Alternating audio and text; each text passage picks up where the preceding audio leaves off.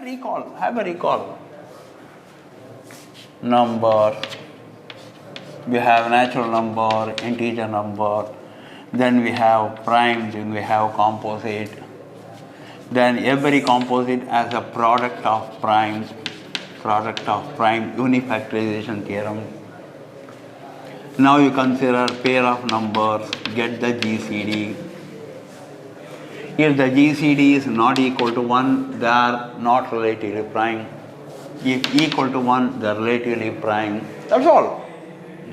Don't scratch much with relatively. What is relatively prime? You evaluate the GCD. If the GCD is 1, relatively prime. GCD not equal to 1, not relatively prime.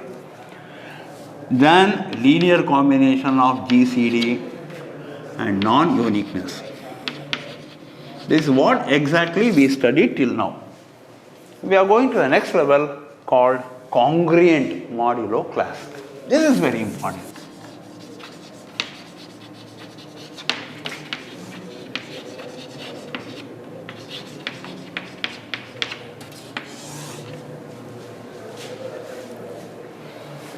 Congruent modulo class. Again, everything we are going to play with integers.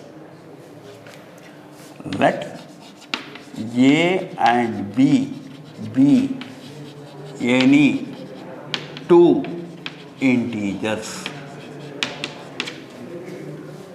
M greater than 0, be a divisor. Actually, a divisor should be always an integer. We are always dealing with integer. Instead of time, we think of fraction. Always we consider integers. Now, what do you mean by this? I got two numbers A and B. M is going to be a positive integral value. You consider A minus B. Consider A minus B. See the procedure.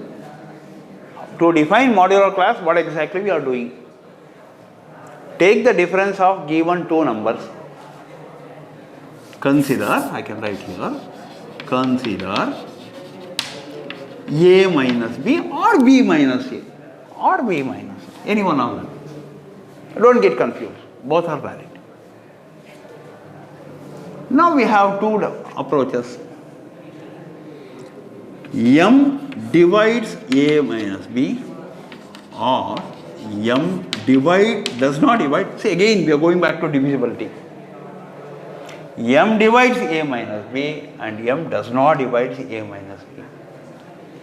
When M divides A minus B, then we call congruent modulo. In this case, we call congruent modulo. Here we say not congruent modulo.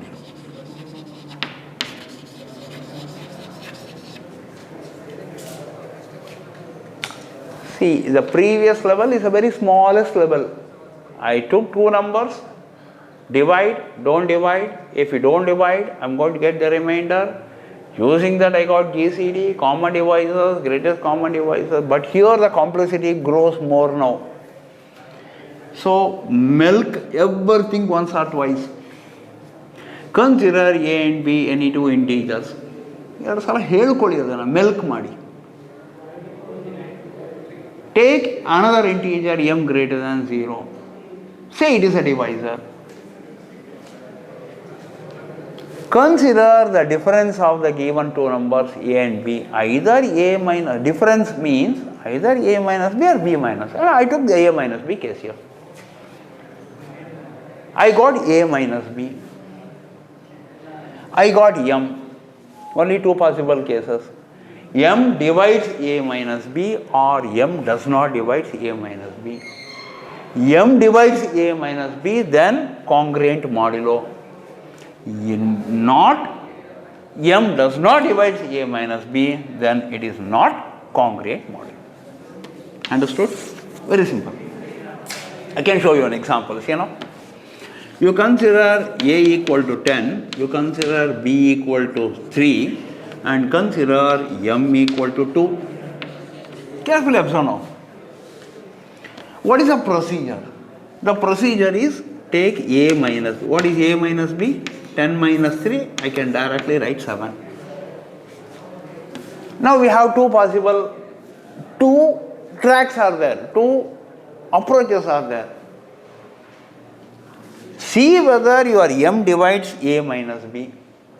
If M divides A minus B, you are happily say, I am in a congruent class. If M does not divide A minus B, take A, take B, take M. Simple. See, mathematics is generally simple if you understand in a very lucid and in a flow fashion. Take the A minus B, I got the 7. Now we have two options. This answer, whether your M divides or not. In this case, 2 does not divide 7. That is, M does not divide A minus B. Not congruent. The name congruent is very scary, but not at all scary if you understand in a very systematical way. I will take one more example. You consider A equal to 20 and B equal to say some 5. Take M equal to 3. See, the process is same. Logic is same. Take 3 k numbers. A, B, M. What is M? Divisor. Keep it aside first. What is the process? Get the A minus B. What is A minus B? 15. I got the difference answer is 15. Now call back that M. Clearly 3 divides 15. Therefore, that means what? M divides A minus B. This implies M divides A minus B. Therefore, congruent. That's all. That's all. No much scary when you go with a congruent. Congruent will be using 3 numbers. A and B and M. M comes later. Take 2 numbers A and B. Take the difference. Adan artha madkoli. Take the difference. That answer, call M now. Divides, congruent. Don't divide, not congruent. If it is congruent, if M divides A minus B, if M divides A minus B, then we call congruent. Then we call congruent. How to represent? Then congruent I can say. Then how to represent? Very simple. A is congruent 3 lines, B mod M. That's all. Learn the other way. If A is congruent to B modulo M, what is the meaning of this? What I did actually? I took the A, I took the B, I took the difference, then I called M and he says I can divide. So that means M divides A. Learn both the way.